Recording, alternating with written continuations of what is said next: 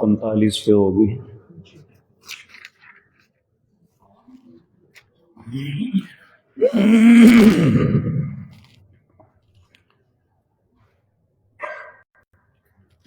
ان الحمد للہ نحمده ونصلي على رسوله الكريم اما بعد اعوذ باللہ السمیع العلیم من الشیطان الرجیم بسم اللہ الرحمن الرحیم یا ایہا الذین آمنوا کتب علیکم الصیام کما کتب علی الذین من قبلکم لعلکم تتقون. حضرات محترم، ایک بات ہر مسلمان کو سمجھ لینی چاہیے کہ پہلی امتوں اور ہماری یہ نبی کریم صلی اللہ علیہ وسلم کی امت کے اندر دین کے امور کے متعلق فرق یہ ہے کہ پہلے ہر نبی کو اللہ نے کتاب ایک ہی مرتبہ عطا کی تو کہا خذ الکتاب بقوہ، اس کو مضبوطی سے تھام لو اور اس کے اندر جو اللہ کے حکم ہیں اس کے مطابق عمل کرو. اور تجربہ شاہد ہے، تاریخ ہمیں بتاتی ہے کہ ہر امت نے ان کتابوں کو نہ صرف ضائع کر دیا بلکہ عمل بھی نہ کیا، الا ماشاء اللہ چند لوگوں نے.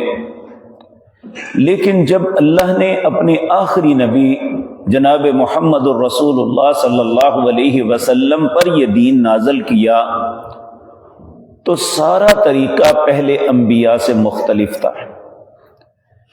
آپ پر جو دین نازل ہوا یہ ایک ہی مرتبہ نہیں، بتدریج نجمن نجمن آہستہ آہستہ احکامات نازل ہوتے رہے. حضرت عبداللہ بن مسعود جو پہلے مسلمانوں میں ایک مسلمان تھے، وہ فرماتے ہیں کہ نبی کریم پر جب کوئی حکم نازل ہوتا آپ ہمارے سامنے آ کے اس حکم کو بیان فرماتے. ہم ان آیات کو پہلے یاد کرتے، اس کے بعد ان پہ عمل کرتے، پھر آگے بڑھتے. ہم کوئی 10 آیتیں ایسی نہیں ہیں جو نازل ہوئی ہوں پہلے اسے یاد کیا پھر اس پہ عمل کیا، اس کے بعد پھر اگلی آیات کی طرف آتے. اسی طرح جتنے بھی احکامات شریعت کے اندر ہیں یہ بتدریج نازل ہوئے. ہر مسلمان یہ بات جانتا ہے کہ نبی کریم صلی اللہ علیہ وسلم کی نبوت کا دورانیہ 23 سال ہے. 13 سال تک آپ مکے میں رہے اور 10 سال آپ نے مدینہ منورہ میں گزارا. یہ 23 سالوں کے اندر یہ دین بتدریج نازل ہوتا رہا. لیکن جو اسلام کے بنیادی ارکان ہیں نا، نماز ہے، روزہ ہے، زکوٰۃ ہے، حج ہے، یہ 13 سال کے بعد مدینے میں نازل ہوئے. چونکہ ہم نے روزے کا تذکرہ کرنا ہے، یہ نبی کریم صلی اللہ علیہ وسلم مکہ مکرمہ میں محرم کے روزے رکھا کرتے تھے، کیونکہ پہلی کتابوں میں یہ پہلے ادیان میں روزہ محرم کا تھا. تو نبی کریم صلی اللہ علیہ وسلم بھی عاشورہ کا یعنی 10 محرم کا روزہ رکھتے، اور بعض روایات میں ملتا ہے اس سے پہلے بھی روزے رکھتے. جب مدینہ منورہ میں آئے ہجرت کے دوسرے سال، پھر اللہ رب العزت کی طرف سے یہ حکم نازل ہوا، یا ایھا الذین آمنوا کتب علیکم الصیام کما کتب علی الذین من قبلکم لعلکم تتقون. اہل ایمان تم پہ روزے فرض کر دیے گئے ہیں جس طرح تم سے پہلی قوموں پہ فرض تھے، تاکہ تم تقوی اختیار کرو. اور یہ بات یاد رکھیں کہ نماز ہے، روزہ ہے، مال کا خرچ کرنا ہے، یہ پہلی قوموں پہ بھی اسی طرح فرض تھا جس طرح آج ہم پہ فرض ہے. لیکن طریقہ کار مختلف ہو سکتا ہے، اس میں کوئی شک نہیں. انسان کی عبادات 3 قسم کی ہیں: زبان کی عبادت، جسم کی عبادت اور مال کی عبادت. ہم دیکھیں اتحیات پڑھتے ہیں، عموماً بھائی اس کی طرف توجہ نہیں دیتے۔ التحیات کا کیا معنی ہے؟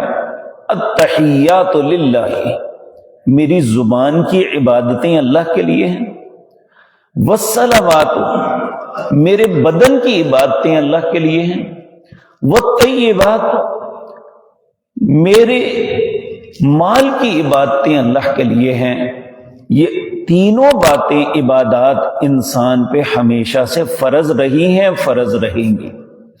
تو ان میں یہ روزہ جو ہے یہ بدن کی عبادت ہے کہ انسان اپنے جسم کے ساتھ کچھ چیزوں سے روک لیتا ہے۔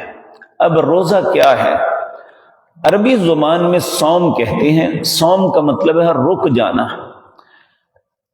عربی میں مقولہ ہے الفرس صائم۔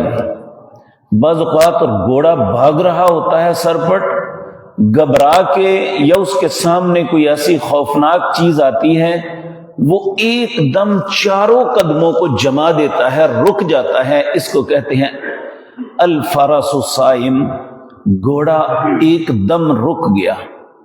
اسی طرح سورج جو ہے صبح مشرق سے طلوع ہوتا ہے، مغرب کی جانب جاتا ہے، لیکن جب نصف النہار پہ آتا ہے اس وقت رک جاتا ہے چند لمحوں کے لیے۔ وہ جو رکتا ہے اسے کہتا ہے الشمس صائم، سورج رک گیا۔ تو شرعی اصطلاح میں بھی روزے کا مطلب ہے کہ بعض ایسی چیزیں جو انسان کے لیے عام حالات میں حلال اور طیب ہیں، انسان اللہ کے حکم کو مانتے ہوئے ان باتوں سے رک جاتا ہے۔ تو روزے کی فرضیت کے متعلق یہ بات یاد رکھیں کہ نبی کریم صلی اللہ علیہ وسلم نے اسلام کا اسے بنیادی رکن قرار دیا۔ آپ نے فرمایا اسلام 5 چیزوں سے بنتا ہے۔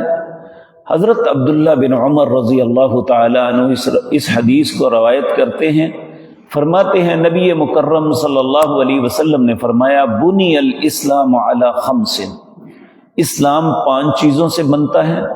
پہلی چیز شہادت اللہ الہ الا اللہ واشہد ان محمدا عبدہ ورسولہ، دوسری چیز اقام الصلاۃ، نماز کو قائم کرنا، تیسری چیز ایتاء الزکاۃ، زکوٰۃ کو ادا کرنا، چوتھی چیز وتصوم رمضان، رمضان کے روزے رکھنا، اور 5ویں چیز وتحج البیت من استطاع الیہ سبیلا، بیت اللہ کا حج کرنا اگر اللہ نے وہاں جانے کی استطاعت دی ہے۔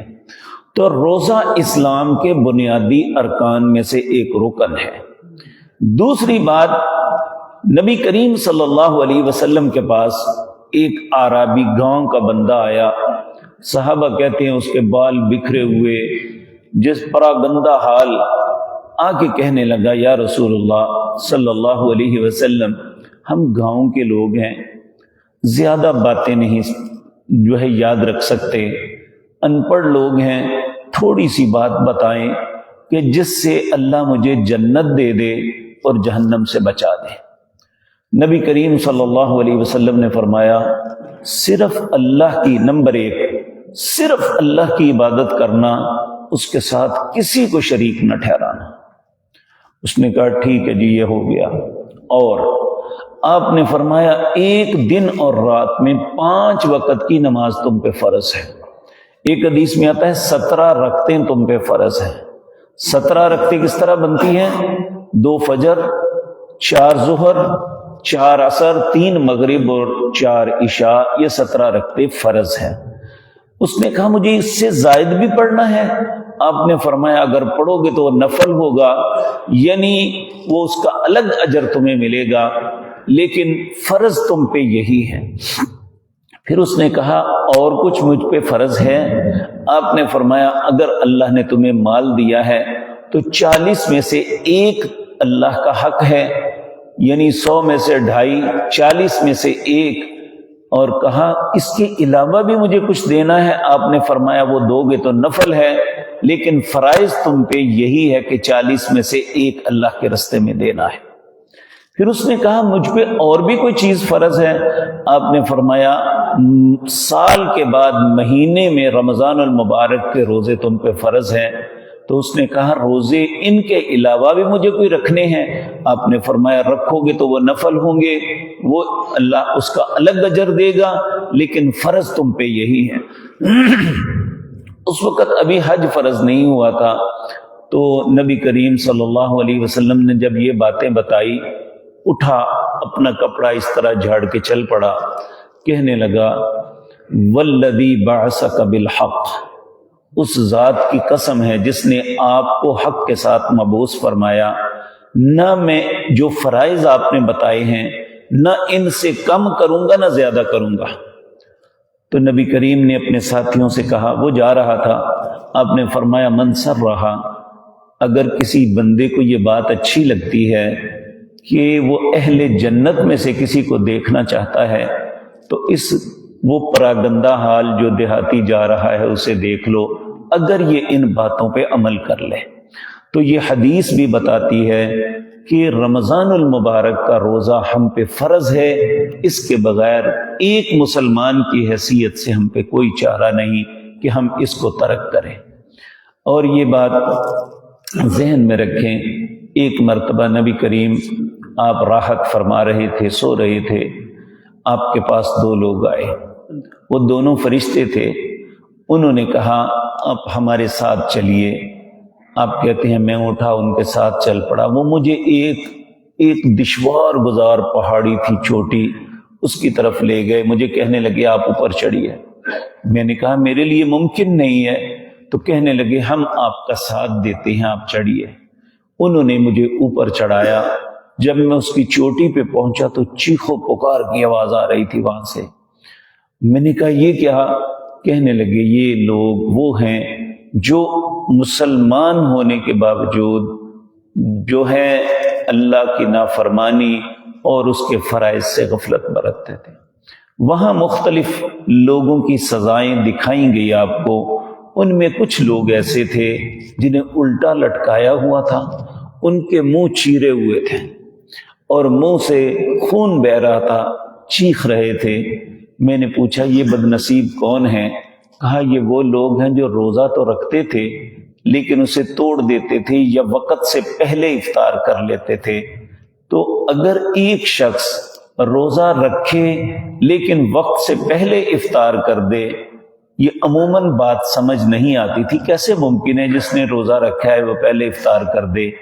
آج ہمیں یہ سمجھ آتی ہے، یہ مختلف لوگ افطاریاں رکھتے ہیں سیاسی طور پر، مذہبی طور پر، وہاں افطاری کے لیے وقت نہیں ہوتا تو یہ بھوکھوں کے ٹولے ایک دم کھانے پہ ٹوٹ پڑتے ہیں، انہیں احساس ہی نہیں ہوتا ہم کیا کر رہے ہیں، اور اپنے روزوں کو توڑ دیتے ہیں، برباد کر لیتے ہیں۔